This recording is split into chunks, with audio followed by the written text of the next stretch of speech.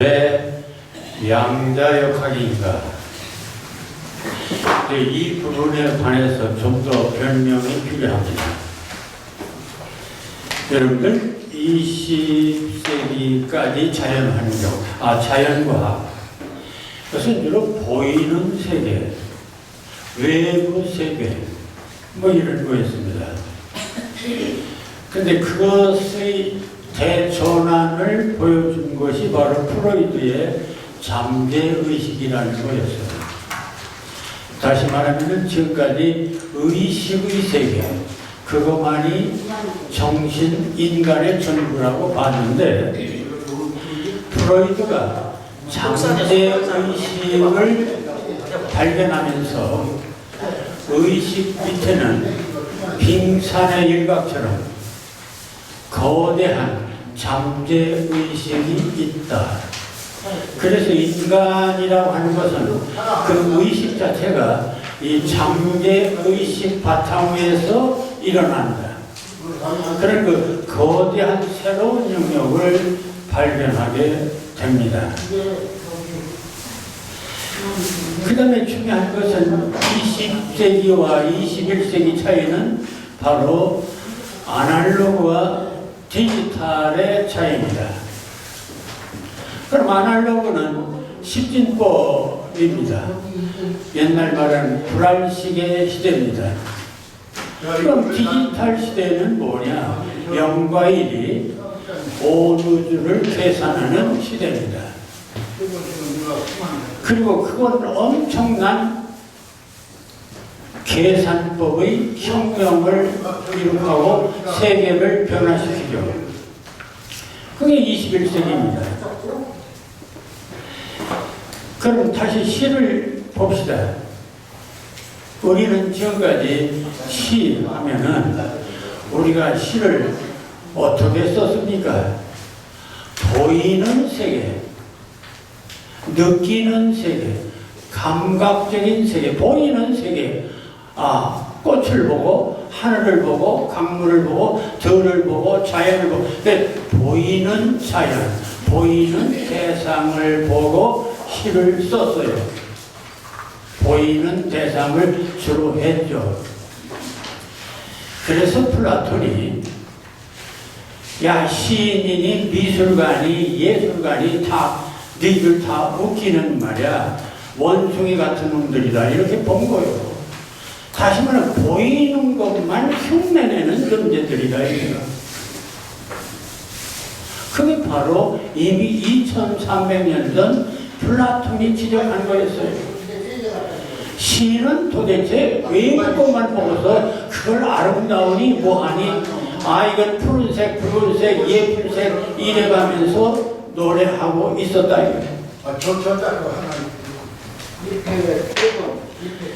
그런데 그때 이게 그래서 아주 시인을 무시했어요, 플라톤이. 그러나 아리스토텔레스는 아니다. 현실 속에도 진리가 있고 철학이 있다. 뭐 이렇게 해서 변명을 하기는 했지만은 그러나 솔직히 수천 년 시의 역사는 외부만 보고 느낌만 가지고 썼다 하는 것을 인정할 수밖에 없습니다. 그런데 시의 본질이 뭡니까? 외부에 보이는 것만 드러내는 것입니까? 아니죠. 보이지 않는 세계를 드러내는 것이고, 시도 역시 진실을 드러내고 진리를 드러내는 것입니다. 그럼 그 진리가 어디 있느냐? 보이는 세계만 있느냐? 보이지 않는 세계도 있다. 그런데 지금까지 우리들의 의식은 보이는 세계, 느끼는 세계만 거기서 찾으려고 했지 않느냐. 그게 지금까지 시학입니다. 그런데 21세기로 넘어오면서 이 보이는 세계, 또 물질의 세계, 자연의 세계가 두 가지로 나눠집니다. 거시적인 보이는 세계뿐만 아니라 보이지 않는 미시 세계도 우주고 자연이다. 그럼 시인이 진리를, 진실을 드러낸다고 할 때 보이는 거시세계만 수식하고 찬양하고 노래하는 것이 시의 본질일까요? 아니요. 그 보이지 않는 내면의 세계, 미시 세계, 그걸 다 틀리면 양자의 세계입니다. 양자의 세계도 물질의 세계고 자연의 세계고 현실입니다. 그럼 그 현실도 같이 시의 대상으로 삼아야 되지 않겠는가? 이게 바로 제가 지금 추구하고 있는 파동의 우주와 파동의 시학, 다시 말하면 왜 시학이 양자역학을 만나야 하는가 하는 이유가 있습니다. 그러니까 이 양자역학의 세계를 모르면 우리는 그냥 거시 세계에서만 살다 가는 것이고 거시 세계만 노래하다가 그만두는 것이죠. 따라서 이것은 오늘날 시학에 있어서 근본적으로 부딪히는 문제다. 이런 생각을 하면서 저는 이 시학을 양자역학과 시학 이렇게 진행을 하고 있는 것입니다. 자, 오늘 내용은 에너지, 원자, 그리고 우주 만물의 탄생 이런 내용을 가지고 얘기를 합니다. 별이든 지구든 은하계든 동물이든 식물이든 이 모든 우주 만물은 원자로 뭉쳐있고 그것은 에너지와 파동의 덩어리라 했다. 여기서 에너지는 힘이고 파동은 떨림이다. 그런데 힘이란 포괄적인 추상명사에서 그 구체적인 뜻은 참으로 다양하다. 예를 들어서 끌어들이는 것도 힘이고 밀어내는 것도 힘이다. 그런가 하면 창조하는 것도 힘이고 파괴하는 것도 힘, 웃는 것도 힘, 우는 것도 힘, 아주 세면 빛이 나고 열도 나고, 그러나 물질이든 정신이든 뭔가 움직이는 곳에는 에너지가 있다. 작용하는 곳에 힘이 있다. 그런데 그런가 하면 어떤 모양을 하고 정지해 있는 것도 사실은 그런 모양을 유지하는 데는 에너지가 필요하다. 에너지 때문에 정지하고 있는 거예요.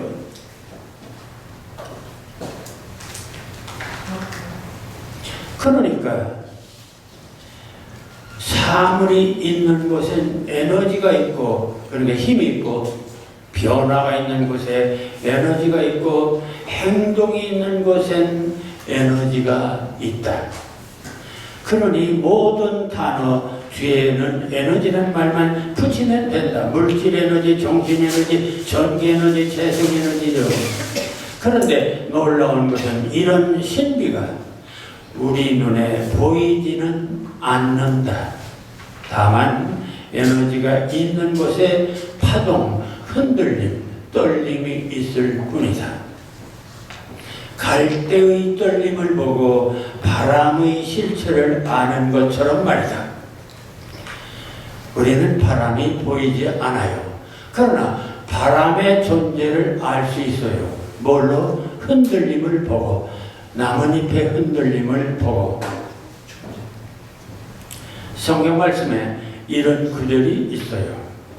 바람이 임의로 불매 내가 그 소리는 들어도 어디서 와서 어디로 가는지 알지 못하나니. 바람의 존재를 우리는 몰라요. 다만 바람 소리를 듣고 바람이 있다는 것을 인정하는 것이죠. 바람이 임의로 불면 내가 그 소리는 들어도 내 청각적으로 바람 소리를 들어요. 어디서 와서 어디로 가는지 알지 못해요. 바람의 존재를 직접 볼 수가 없으니까. 성령으로 난 사람도 다 그러하니라. 여기서 유명한 그 디모데라는 사람이 예수한테 찾아와서 아 대단하신 분이십니다. 그랬더니 야 네가 천국 가려면은 네 물과 성령으로 거듭나라. 아니 거듭나라니요. 본어게인 어떻게 거듭날 수 있나요? 그때 이 말을 했습니다. 예수가 바람이 임의로 불매 내가 그 소리는 들어도 어디서 와서 어디로 가는지 알지 못하나니. 야 대단한 비유죠. 네, 바람, 성령 이것을 바람으로 비유하고 있습니다. 그렇게 성령이란 영적 존재, 영적인 힘, 네, 이것을 인간이 헤아릴 수가 없습니다. 그렇지만 그 성령의 존재가 눈에 보이지는 않지만 결과는 나타나요. 마치 바람이 소리로 나타나듯이 바람이 나뭇잎 흔들림으로 나타나듯이 이 유명한 얘기가 바로 예수와 니고데모의 대화 얘기입니다. 그러니까 영적인 세계를 어떻게 내가 알겠는가? 자, 그런데 이처럼 눈으로 볼 수는 없지만 만물에서 작용하는 이 신비로운 신비의 에너지는 지금까지 과학적으로 4개로 밝혀졌습니다. 첫째로 중력, 두 번째는 전자기력, 셋째는 강력, 넷째는 양력. 이 우주 만물을 다스리는 그 에너지의 근원은 이 4가지밖에 없습니다. 이 힘들은 우주에 존재하는 모든 물질에서 작용하며 이들을 통해 우주 만물이 존재하고 우주에서 일어나는 모든 현상 역시 이들 에너지를 통해 일어나고 있는 것이다. 그렇다면 이 우주 만물은 바로 중력, 전자기력, 강력, 양력 이 에너지가 지배하고 이 4개의 에너지가 지배하고 있습니다. 최근 우주 공간에 이와 달리 암흑 에너지도 있다는 이론도 있지만 현재로서는 밝혀지지 않고 알려진 것으로서는 이 4가지 에너지가 현재로서 객관적으로 되어 있습니다. 자, 에너지가 파동이고 파동이 물질이라면 이 에너지의 탄생은 도대체 강력, 중력, 그리고 전자기력 이 도대체 에너지는 어디서 왔을까? 그것은 물질의 탄생과 같이 왔죠. 왜? 지난번에 그랬어요. 물질 이고로 에너지 이고로 파동이라 했습니다. 물질이 바로 에너지고 에너지가 바로 파동입니다. 그러니까 에너지가 어디서 왔느냐가 물질이 어디서 왔느냐와 똑같은 말입니다. 그래서 우주의 탄생이라면은 가장 주목하는 것이 빅뱅 이론인데, 빅뱅 우주가 어떻게 이렇게 탄생했느냐? 지금까지 과학적으로 가장 대표적인 이론이 그 이외의 이론도 있지만 빅뱅 이론. 이는 우주가 최초의 특이점이라고도 이는 우주가 어느 한 점에서 폭발해서 지금까지 계속 팽창해 왔다는 이론이다. 이 한 점을 최초의 특이점이라고도 한다. 아니, 이 거대한 우주가 어느 한 점에서 시작이라니 참으로 믿기 어려운 이론이지만 이 논리의 근거는 우주는 계속 팽창한다는 사실에 착안해서, 그러니까 처음을 본 사람은 아무도 없어요. 그렇지만 처음을 그럼 어떻게 알 수 있느냐? 야, 이게 그 측정을 해보니까 우주가 계속 팽창을 하고 있어요. 계속 팽창하고 있어요. 그러니까 그 팽창하는 우주를 역으로 역산하면은 그것이 줄어들겠죠. 작은 데서부터 큰 데로 지금 가는 게 우주의 역사입니다. 자, 그래서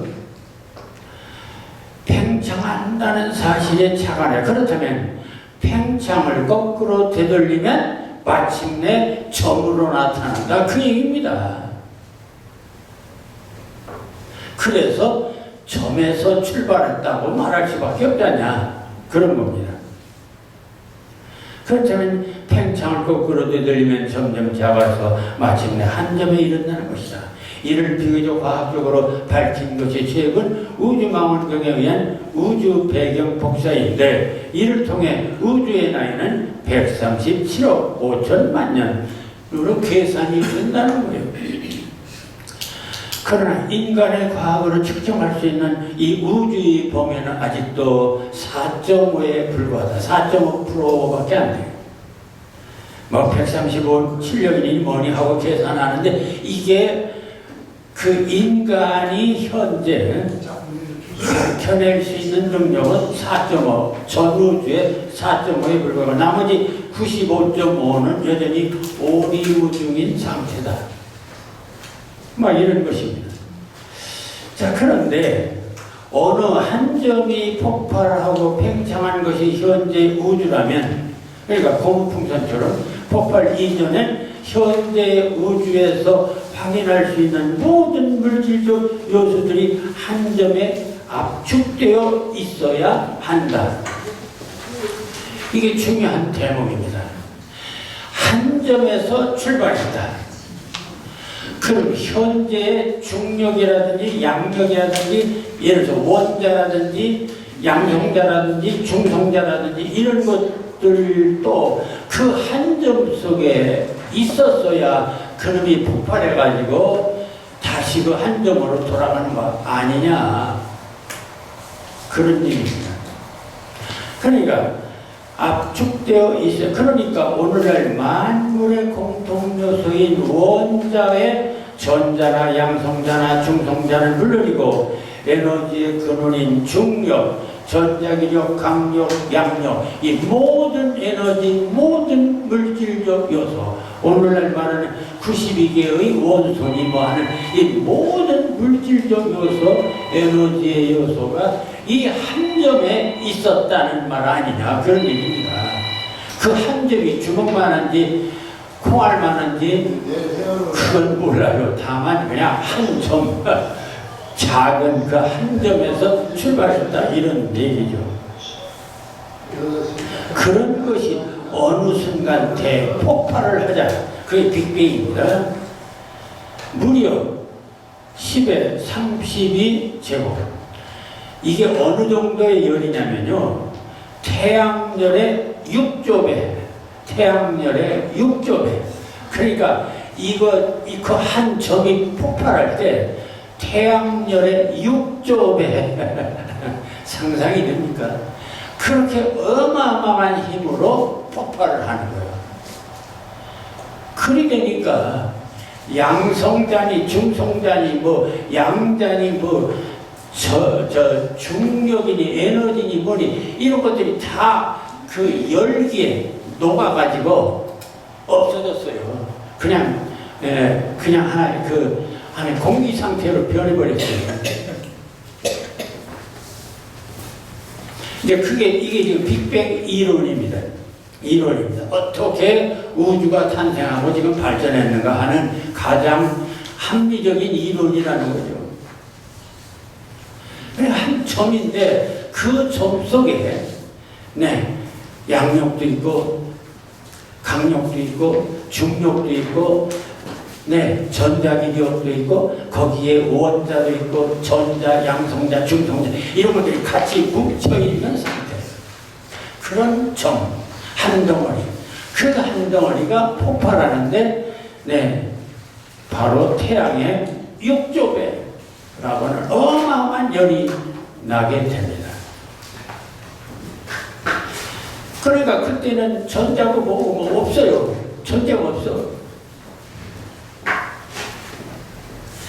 그런데 그러다가 원래 뭉쳐있던 원자니 전자나 양성자나 중성자, 에너지, 중력, 전자기력, 강력이 모두가 분해되었다가 폭발했다가 그 다음에 차츰 우주가 점차 식어가면서 그 열기가 식어가면서 중력과 강력, 양력, 전자기력이 순서대로 다시 탄생되었다 이렇게 보는 거예요. 그러니까 에너지가 어디서 나왔냐 하는 것을 빅뱅 이론에서는 그리 말하고 있어요.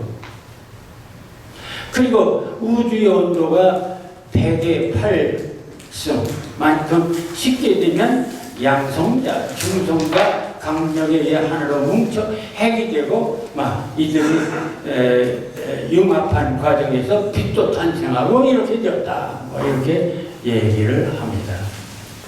그러니까 점에서 폭발해서 다 없어졌다가 다시 식는 과정에 오늘날 얘기하는 원자도 생기게 전자, 양성자, 중성자 이런 모든 것이 다시 이제 회복됐다는 얘기죠.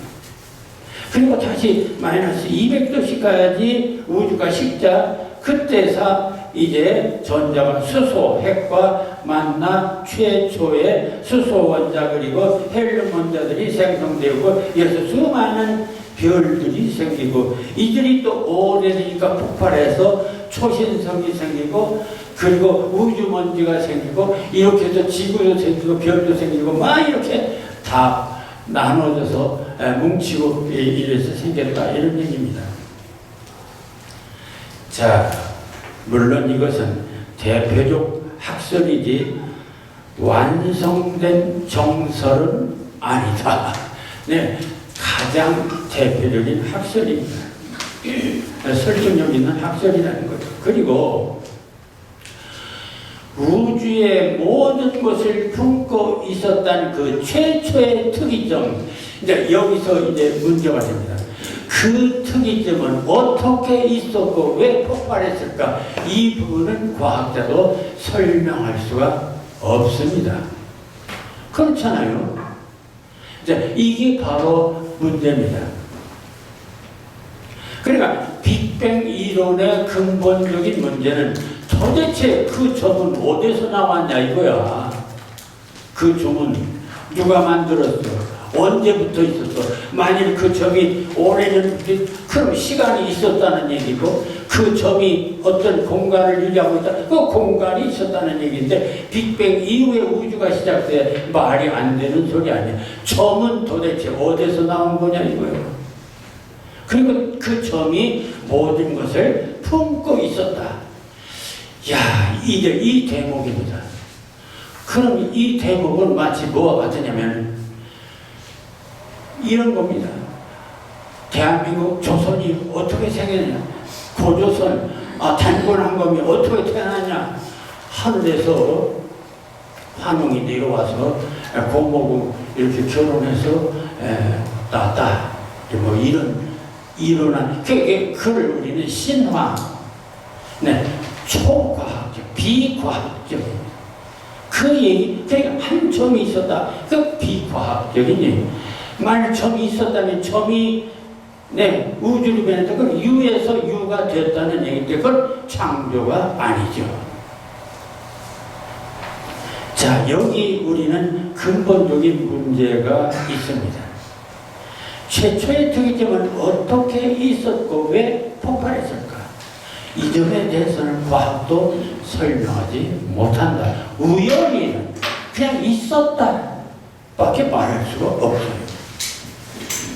다만 빅뱅 이후 우주의 형성 과정만 열이 식으면서 우연한 돌연변이로 또는 진화라는 이름으로 설명하고 있을 뿐이다. 그러니까 최초의 점에 대해서는 설명할 수가 없어요.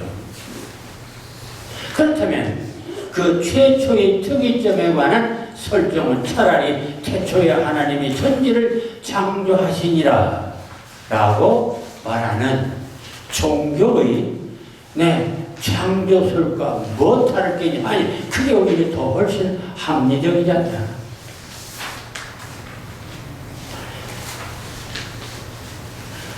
모든 발전과 변화를 또 우연으로 설명하는 것도 무리다. 그보다는 어떤 절대적인 힘이, 즉 신이 또는 하나님이 우주를 창조하시고 계속 역사하신다는 이 초과학적, 종교적 우주관이 훨씬 타당성이 있다는 것이 필자의 소신이다. 네, 제 입장입니다. 그러니까 이 부분을 어떻게 믿느냐에 유실론과 유물론이 갈립니다.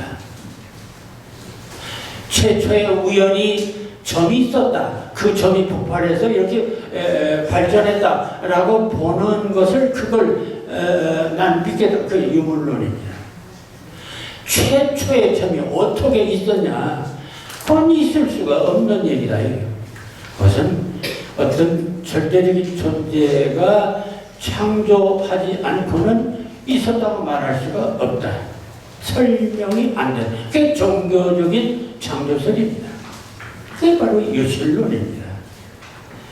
자, 일단 이 얘기를 하면서 이 부분은 우리가 대단히 중요하기 때문에 이 얘기를 하는 것입니다. 그러니까 우리가 우주를 이해하는 데 있어서 이 종교와 과학, 이 거리가 뭐냐? 기원론에 이르러서는 종교와 과학의 구분이 없습니다. 역시 초과학적이야. 기원, 출발, 점이 있어. 점이 어디서 있어? 누가 만들었어? 언제부터 있었어? 이걸 설명할 수 있냐고. 과학적으로 설명이 되냐고. 만약 설명이 된다면 이미 그 이전에 시간이 있었다는 얘기고 공간이 있었다는 얘기가 됩니다. 따라서 빅뱅은 역사의 시작이라고 할 수가 없어요. 자, 우선 그 정도로만 참고로 얘기하고요.